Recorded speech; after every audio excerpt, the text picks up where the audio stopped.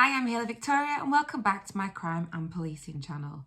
In today's session, we are continuing our investigations into British crime and British criminality. I thought it'd be good to start on the homeland before moving over to different countries. So you might have noticed that I can't speak very well at the moment. It's the end of term, most of the students have finished, and we're all winding down for a little bit of a summer. So not long now until we can I'll be in the factor 50, hiding from the sun. But everybody else is going to have a smashing summer. Anyways, before we get on to that, we're going to look at another case. This is a case that is something I wouldn't normally talk about. So I generally don't talk about anything to do with children or crimes relating to children. So a little bit of a content warning. It is a sensitive subject, and if you are affected by crimes in relation to the harm of children, please do not watch this video. I won't go into any graphic detail or anything like that, but the crimes are in relation to somebody killing a lot of kids back in the olden days. So there's your content warning. Please don't watch this video if that is going to be triggering for you in any way. And I'll put some links in the description for any support and help you could get if you are affected by this kind of thing. So the crime I'm talking about shook Britain in the 19th century. It was nothing that anyone had ever seen before. Now, I've talked about Dr. Harold Shipman before and about how he is the most prolific British serial killer ever that we've ever had. Bar one, and that is Amelia Dyer. So Amelia Dyer had some nicknames. So, you know, the press like to give people cool nicknames to make them notorious or whatever. And it wasn't different for Amelia Dyer. So she was nicknamed the Angel Maker and the Ogress of Reading. So think like Shrek, but not very kind. So yeah, this woman terrorized Victorian Britain, and it went unknown for 3 decades. She was committing these crimes until she was finally found out and justice was served. So the Angel Maker, the Ogress of Reading, Emilia Dyer. So Amelia was one of 5 kids to a generally kind of normal family. It wasn't uncommon back in the Victorian times to have loads of kids. Contraception wasn't what it is now, sorry. And, people weren't that educated on how to stay safe during anything, actually. So yeah, in Victorian times, it wasn't uncommon to have a large family. And in that time as well, the mortality rate for everybody was pretty low, especially from working class backgrounds. So it wasn't uncommon for you to lose children to influenza or infant related, they didn't thrive at birth. So what we call cot death, SIDS and stuff. Now, it wasn't uncommon then either. And it was even more so back then. So there was no surprise that people had a large family, but they didn't always all survive. So Amelia was one of 5 children to Samuel and Sarah Holby, and it was kind of normal for a while in Victorian times for them.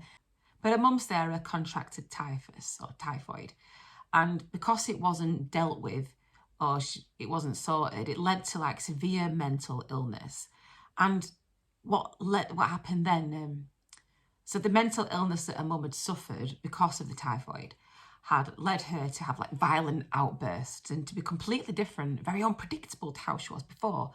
And some people, researchers are saying, did this affect Amelia's behaviour? Did it in turn have an impact on how she would act later on in life? Because she was in and out of mental health institutions for a long time. And these weren't great places in Victorian times. So her mum died in 1948. And Amelia then went to go and live with her auntie and uncle in Bristol. And while she was there, she was an apprentice corset maker. So those things that Kim Kardashian people are wearing now, they aren't new. They've been wearing corsets for hundreds of years. And goths have been wearing them for a lot longer than you, Kim K, just saying. They've been in fashion in the goth world for a long, long time. Anyways, yeah, so she was an apprentice corset maker. She went and got her own dig, so she went and lived by herself. And at 24, she met and married a 59-year-old man, George Thomas. They lied about their ages on the marriage certificate to cover up the huge age gap. So she was 24, he was 59, but she said she was 30, and he was like, oh yeah, I'm 48. I don't know if he was particularly young looking. I don't know, try and find a picture. But yeah, so there's quite a big age gap there, which was even big for those days. And age gap relationships have always been kind of like, it's not been uncommon to have younger wives, basically. And, you know, it's just a number sometimes. But yeah, 24 and 59, but they lied about their ages so that no one would be like, oh, what? So yeah, they got married and they had one child. So while she was married then to George Thomas, she decided to train as a nurse. So she started becoming a nurse. And then she packed all that in when she became pregnant with the daughter. She was widowed in 1869. Because Marie was quite a bit older. And yeah, she was widowed quite early. And she had a little baby to look after, so she couldn't continue working. In 1972, she remarried and she had 2 more children. This time she married a brewery labourer, William Dyer, hence her last name, Amelia Dyer. So she married William Dyer, like I said, in 1872, and she had 2 further children. However, that relationship didn't last and they broke up. Don't know what the reasons were, and it's kind of like, I don't know, like divorce is kind of frowned upon back in those days. But yeah, she divorced him anyway, or she left him, and she took the kids with her. And, you know, from all records and things, it looks as if she was actually quite a good mum to her own children. And which is obviously a stark comparison to how she treated other people's. So Dyer was like big into opiates and alcohol. And like, again, back in like the 1800s, Victorian times, laudanum, opiates, you know, like people were just legit just taking heroin all the time. That was like the drug of choice, the opiate stuff. And alcohol, it was easy to come by, it's kind of cheap, especially in like London and stuff like that back in those days. People were on the gin all the time. And that's before it became trendy again. So when I was a teenager, people drinking gin, you'd be like, oh my God, what are you, some kind of Victorian homeless person? But yeah, so people were always on the gin, always in the pubs and taking opiates, which Amelia was big into. While she was a nurse, she made friends with a midwife, and this midwife was like, she was like, oh yeah, I've got a house and I let unwed mothers come and stay here, somewhere safe for them, and they pay me a fee. And that's when she was like, I'm going to do this. Yeah, it kind of inspired her to think of, this is where I can get an income without having to actually do a job. Sounds good. And this is where it takes a dark turn. So she's still in Bristol at the moment, and she's got this house of confinement. And that's where your young or unmarried women would go, single mothers, for safety when they had like nowhere else to go. And sometimes when they'd have the babies, they'd actually ask Dyer if she could euthanize them for them. And she would. And back in those times as well, doctors weren't all that sure about whether a child had just failed to thrive or if they'd been suffocated at a very young age. So don't forget, we've not got the same medical things we have now, and the distinction was not all that clear. So she got away with a lot of things back then. So yeah, she would help these mothers to euthanize their babies. They couldn't look after. Not all of them wanted that to happen, and they wanted the babies to get fostered and adopted. And that's where Dyer would say, yeah, I'll help you with that. Of course I will. So she started to foster these children, and she'd give them the opiates, the laudanum, and to like, when people are on stuff like heroin, so it suppresses your appetite and whatever, it keeps people quiet. And that's what she wanted to do for the babies. So she'd give them all this laudanum and they would waste away and die. And after a while, the doctors were like, this is suspicious. There's way too many babies coming from this foster parent who were dying, who were dying in the same way. This is not right. And the police and stuff were getting a bit concerned, and they started closing in on her. And it was during the time when she was at Bristol, actually, that like a parent went back to go and see a child, and she was presented with a baby, and she's like, I don't think that's not my baby. And she double checked, and the birthmark that she knew the baby had wasn't there. So she was also a little bit concerned at that time. And the authorities closed in on her. And they charged her for child neglect, and she got 6 months in prison. Wow. But at that point, we didn't know the true extent to what actually happened. So once she gets out of prison, she moves to Reading. And that's when she takes up her career, if you like. She changes the tack a little bit. So she's like, well, rather than waiting for him to like waste away, I'll just kill them quicker, get the money, get rid of them, jobs are good in. And she started placing adverts in the newspapers and stuff, and she's like, respectable couple or seeking a child to love and care for. And then these desperate mothers, these poor women who got no choice, thought, right, I can give my baby a better life. This is what I'm going to do. And she'd go and she'd pose with like, you know, oh, I really need a baby, blah, blah, blah. I love them, I'll cherish them. And put these mothers, these poor struggling mothers at ease. And these women that were coming to her were like generally single mothers who would have babies out of wedlock. So mistresses, people who just got into a little bit of trouble, basically. They didn't have the options that we have now in terms of contraception and sexual education. So yeah, the traffic coming through to Dyer were women who had nowhere to go and wanted someone to help, and with the best will in the world, wanted someone to look after their babies for them. And they paid for it as well. So that would depend on your means. So if you were, I don't know, a domestic servant or a barmaid or something like that, you'd have to pay something like £5, which was still kind of a big deal back in those days. But if you were from wealthier stock, or the father of the illegitimate child had a lot of money, they could pay up to about £80 just to rehome this child, and the scandal, if it was at the time. So a lot of these mums and families and stuff would go back and try and reclaim their children, and they weren't there. Dyer would start moving house, and she'd use different aliases, so Annie, other names, to slip under the radar so people couldn't find her anymore. And when she responded to these adverts, or when she posted these adverts, she used different names. So it wasn't as if she's like, oh, it's me, Amelia, just looking for another baby. Because that would ring alarm bells, wouldn't it? You'd be like, there's been like 20 already this year. What are you doing with them all? So she was kind of slippery like that. However, it all came crashing down, and she did finally get caught for what she was doing. So what she was doing is she was accepting these children from these desperate parents who wanted to give their kids a better life. And within days, she would kill them and she would dispose of the bodies. And generally, she would use some edging tape, some like white edging tape, and she would strangle the babies, and she would wrap them up in wrappings or in a bag, and she'd put them in the Thames, so the River Thames in England. She has buried some as well at a previous property that have been recovered.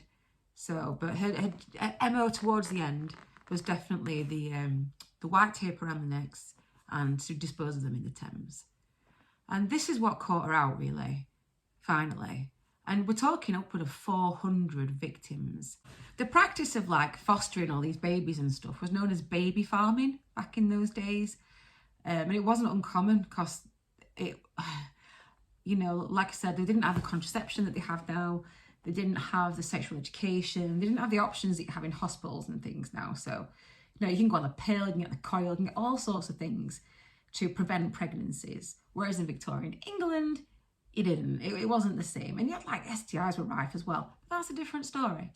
So they had baby farms where people would take their children because they couldn't look after them, in the hopes one day to get them back, sometimes.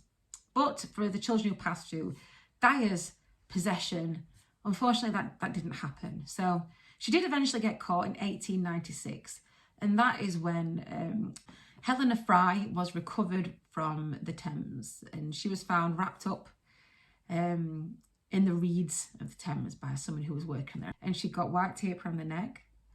And she had been wrapped up in some like bindings and papers. This is where Amelia cocked up. So she made a mistake here. So remember, we're looking at evidence and things like that. So on this paper that had wrapped up little Helena, there were a faintly written address. But you can't guess whose address that one was.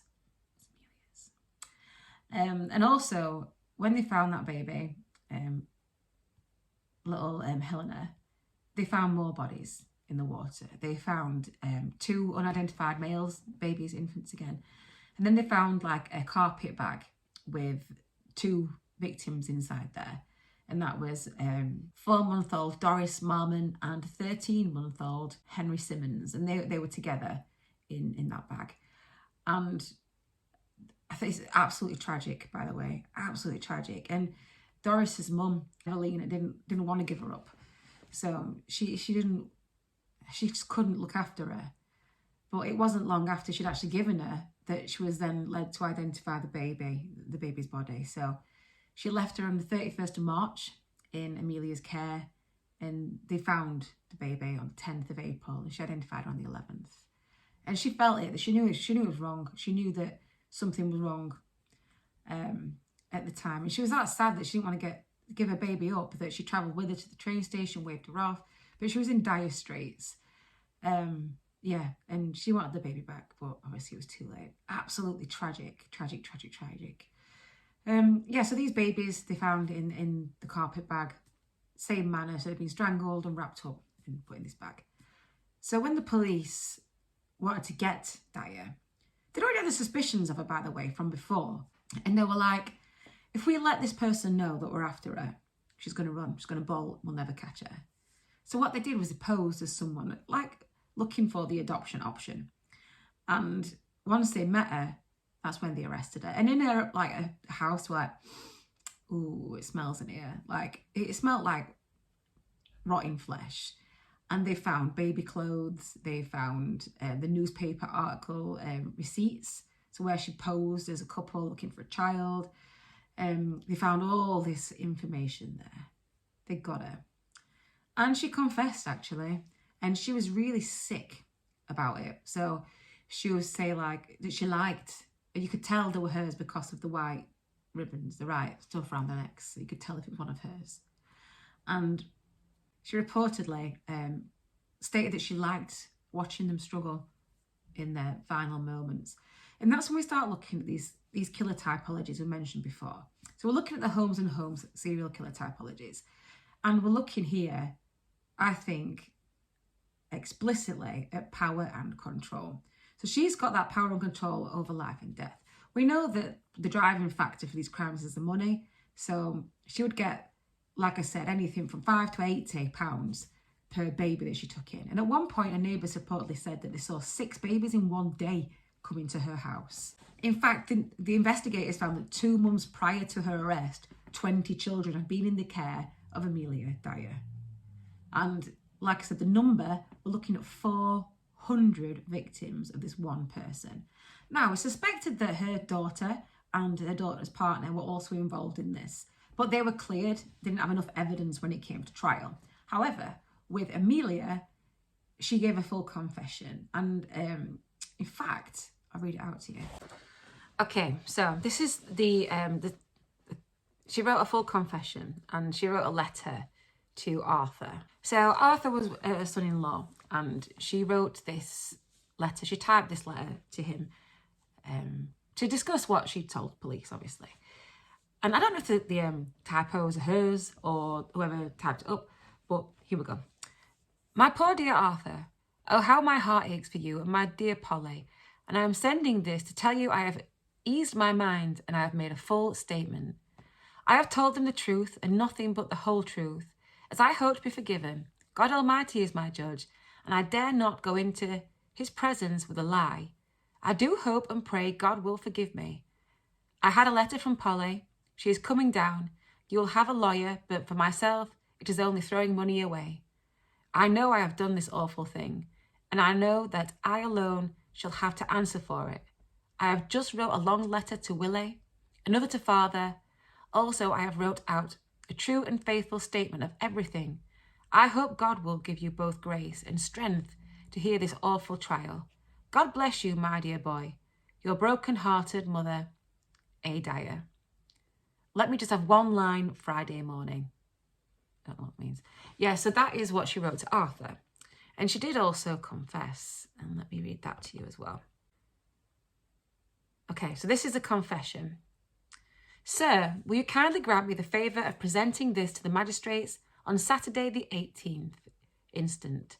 I have made this statement out, for I may not have the opportunity, that I must relieve my mind. I do know and feel my days are numbered on this earth, but but I do feel it is an awful thing drawing innocent people into trouble. I do know I should have to answer before my Maker in heaven for the awful crimes I've committed. But as God Almighty is my judge in heaven and on earth, neither my daughter Mary Ann Palmer nor her husband, I do most solemnly declare, neither of them had anything at all to do with it. They never knew I contemplated doing such a wicked thing until it was too late. I am speaking the truth, and nothing but the truth, as I hope to be forgiven. I and I alone will stand before my Maker in heaven to answer it all witness my hand, Amelia Dyer. So, yeah, she confessed. She wrote like reams and reams of confession of what she'd done. Which, as we know, confession evidence is good, but it's better when it's supported by other things as well, because a lot of things people can confess the stuff they haven't done. If they've got limited mental capacity, if they're coerced into something, you know, it might be like something to do with their own mental health or well-being. People can confess the things they haven't done. But in this instance, we're looking at a whole lot of evidence, aren't we? So we have the full confession. We have statements from parents being like, this is the person who took my child, where is my child? We have the bindings on the body, which link to Amelia and her address. And we have like I said, the confessions, the incentive. We have the receipts from newspapers where she posed the articles pretending to be someone looking for a child, if I'm looking for a child. We have the baby's clothes.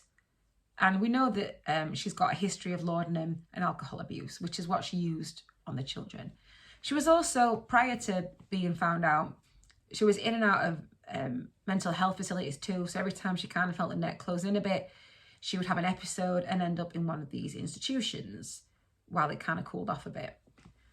And what people are saying now is whether or not she had copied the behaviour of her mother, what she saw, to act as if she was suffering from a mental ill health at the time, just to get out of trouble, when in fact she probably wasn't. But that being that, and you know, it is what it is, she did murder a lot of people, innocent little babies. And the victims aren't just the people that die in these circumstances, in any circumstances. The victims are their whole families.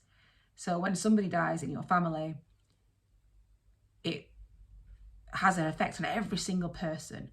So these crimes, these heinous crimes that she's committed, have not only taken the lives of these tiny little babies, it's the mothers, the wider families, the fathers. She's destroyed a lot of lives. And she was put to death. She was hanged for her crimes. It took the jury just over 4 hours to decide that she was guilty, obviously. And that's because of the strength of the evidence that was presented. So yeah, she was hanged in 1896, thankfully. And that was the end of Amelia Dyer. But they did recover some evidence quite recently that had been handed down. It was found in an attic. So great-great-grandson of the investigating officer found the actual original evidence of little Helena Fry, which helped to convict Amelia. And that's because back in the olden days, we didn't have property stores and stuff in police stations. You were kind of responsible for looking after it yourself. Could you imagine that now?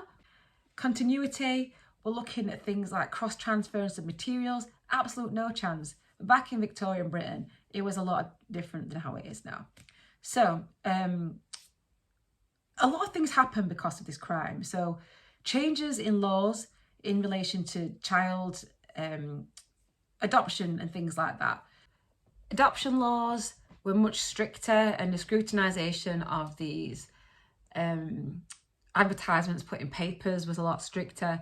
That being said, it was only a couple of years later an infant was found on a train, cold and wet but alive, packaged up, and it's believed that a widow with no means to care for a baby had given her to a Mrs. Stewart for £12, which is a lot of money back in the olden days, and that the baby just been put on the next train and forgotten about. Thankfully collected by railway workers and survived. And it's believed actually that the Miss Stewart was Amelia Dyer's daughter. But I don't know how true that is. That's just what I read. Interestingly, as things happen like this in history, legends and law come into effect. And there's been ballads written about the crimes of Amelia Dyer. I mean, we're looking at like Victorian England here. The words of the ballad are as such. The old baby farmer has been executed. It's quite time she was put out of the way. She was a bad woman, it's not disputed. Not a word in her favour can anyone say. That old baby farmer, the wretch Miss Dyer, at the Old Bailey her wages is paid. In times long ago, we'd have made a big fire and roasted so nicely that wicked old jade. It seems rather hard to run down a woman, but this one was hardly a woman at all. To make a fine living in ways so inhuman, carousing in comfort on poor girls' downfall. Poor girls who fell down from the straight path of virtue. What could they do with a child in their arms? The fault they committed they could not undo, so the baby was sent to the cruel baby farm. To all these sad crimes there must be an ending. Secrets like these forever can't last. Say as you like, there is no defending the horrible tales we have heard in the past. What did she think as she stood on the gallows? Poor little victims in front of her eyes. Her heart, if she had one, must have been callous. The rope around her neck, how quickly time flies. Down through the trapdoor, quick disappearing, the old baby farmer has come to her harm. The sound of her own death bells toll she was hearing. Maybe she went to the cruel baby farm. So that's what came from this actual true case. Her last words were, "I have nothing to say." So after she wrote reams and reams and reams and reams on the gallows, they said, "Have you got any last words?" And she said, "I have nothing to say." Well, there you go. That's Amelia Dyer. Let's look at all the facts and the evidence there. Never mind all the folklore and things that happened after. So the evidence we found were, obviously, we recovered Helena Fry, and she was wrapped up in the papers which had Amelia Dyer's address on.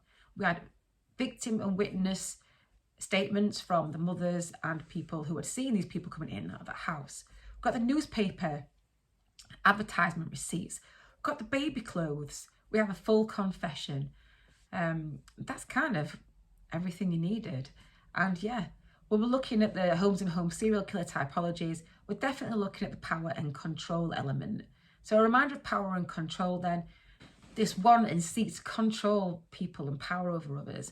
They've got this power between life and death, and that can be quite satisfying for them. And see, I think obviously we know that it's for financial gain, but when she mentioned that she quite enjoyed watching the babies struggle, that's when I'm like, power and control. And she's seen herself as this person who's helping these young mothers.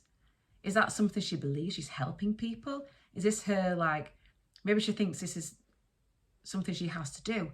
It's all things for us to consider and think about. I think she's very organised. She was a very organised killer. Unfortunately, she got away with it for so long, for 30 long years, and there were 400 victims, approximately. So yeah, that's the case of Amelia Dyer, the angel maker or the ogress of Reading. Let me know what you think in the comments. Please let me know of anything you find interesting, you want me to have a look at or discuss. And as always, we'll look at things through a forensic psychology and policing aspect. I would never glamorise anything like death and serial killers because I don't think they're cool. I think that they are very sick individuals who are interesting to study but are nothing that should be emulated. If you have been affected by this video, please look at some of the links in the comments, the description, and there are plenty of things you can look at online to help get some support. So thank you very much for watching. I do appreciate it. Look after yourself, look after each other, and please don't commit any crimes.